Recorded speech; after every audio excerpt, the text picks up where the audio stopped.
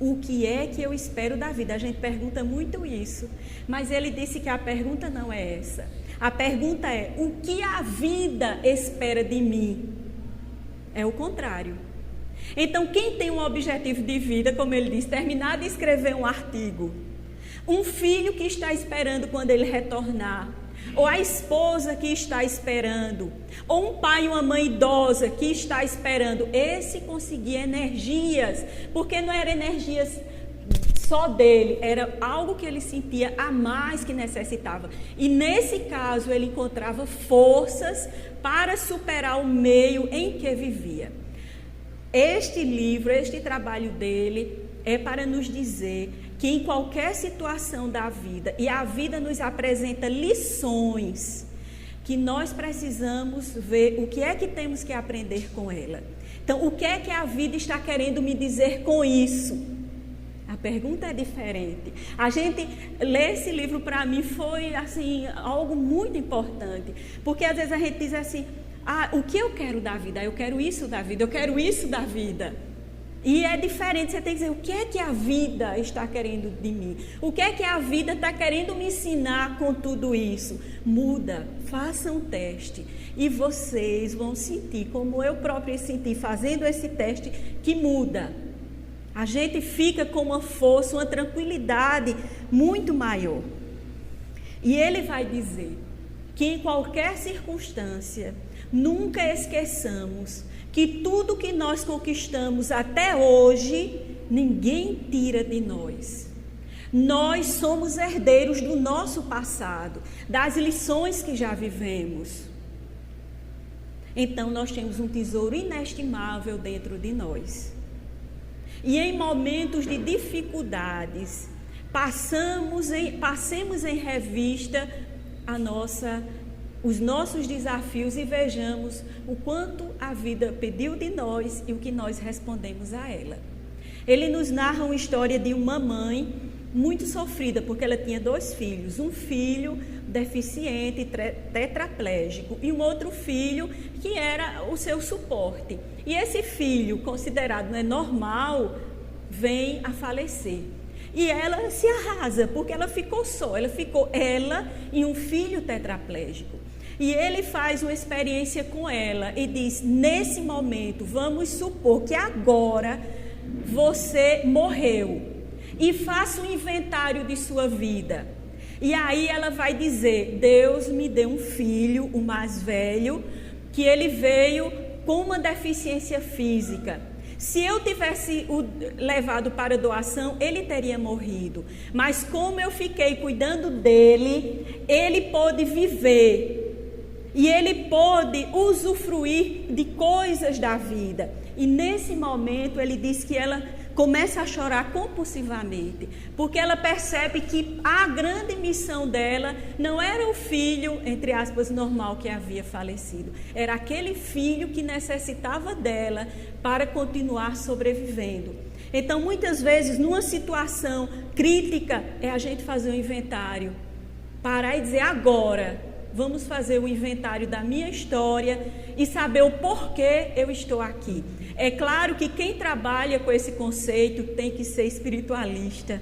Não pode acreditar nessa vida, porque acreditar numa única vida coloca tudo isso que eu falei abaixo. Tem que haver essa sensação da presença de Deus em nós. E a certeza de que nós estamos aqui numa experiência de vida. Teremos outras. Aprofundando o aprendizado rumo à plenitude. Tudo isso faz sentido. Faz sentido saber que determinadas experiências vão passar. E para fechar, nós vamos trazer a história de alguém que venceu o meio.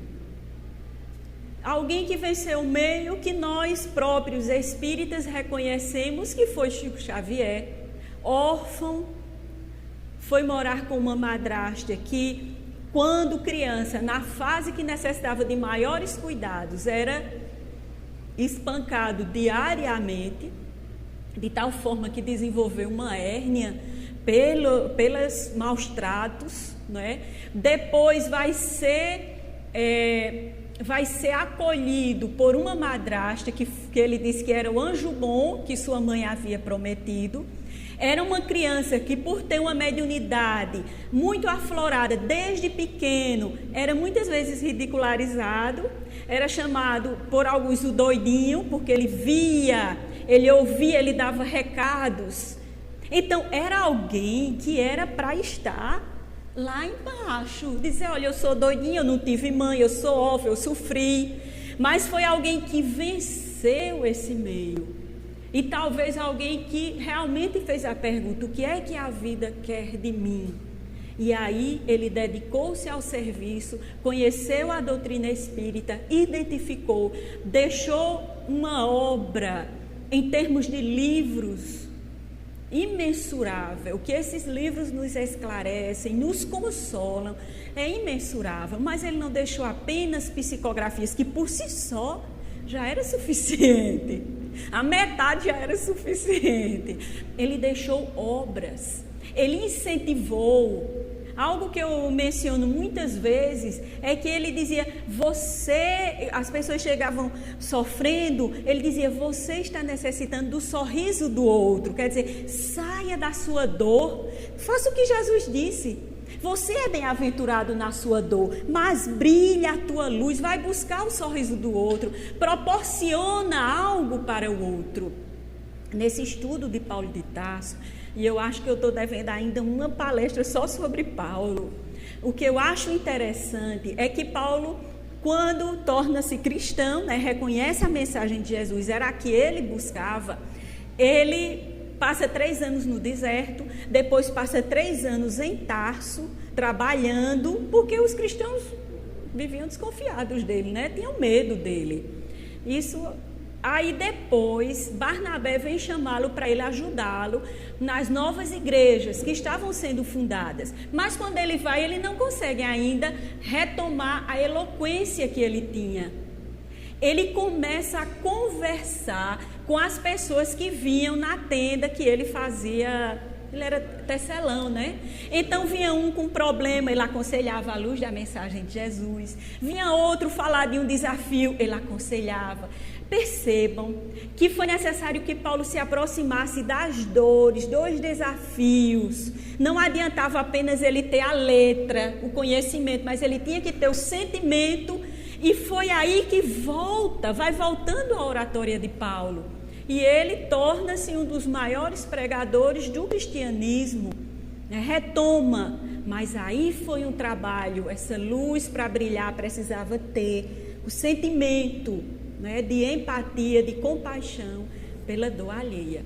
Então, é isso que Chico faz. Chico não fica distante psicografando. Chico convive com a dor, convive com a incompreensão, mas disse que ele era alegre, gostava de contar causos, contar histórias. Era alguém de bem com a vida.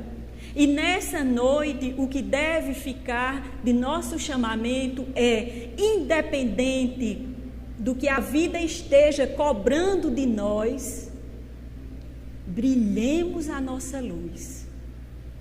Todos os desafios são lições para que brilhemos a nossa luz. Mas Jesus diz que não se pega a luz e se esconde embaixo da mesa. Essa luz precisa ficar em cima da mesa para iluminar. Brilha a vossa luz, ponha a candeia em cima do alqueire. E os espíritos amigos, para fechar na última questão do Livro dos Espíritos, a 1019, que é o Espírito São Luís, ele vai nos conclamar: todos vós, homens de fé e de boa vontade, trabalhai, portanto, com ânimo e zelo na grande obra da regeneração, que colherei pelo cêntuplo o grão que houverdes semeado. Ai dos que fecham os olhos à luz, preparam para si mesmos longos séculos de trevas e decepções. Ai dos que fazem dos bens desse mundo a fonte de todas as suas alegrias. Terão que sofrer privações muito mais numerosas dos que os gozos que desfrutaram. Ai, sobretudo dos egoístas, não acharão quem os ajude a carregar o fardo das suas misérias. Coloquemos a nossa luz em cima do alqueire, que ela não fique apenas para nós, mas que ela se reverta em alegria, em fé, em esperança, para onde nós convivemos. O bem pede trabalhadores devotados e é urgente. Devotemo-nos, brilhemos a nossa luz e que Jesus, esse nosso companheiro de todas as horas, que vela por nós, nos sustenta e nos sustentará nessa jornada. Que Jesus nos ampare e nos abençoe hoje e sempre.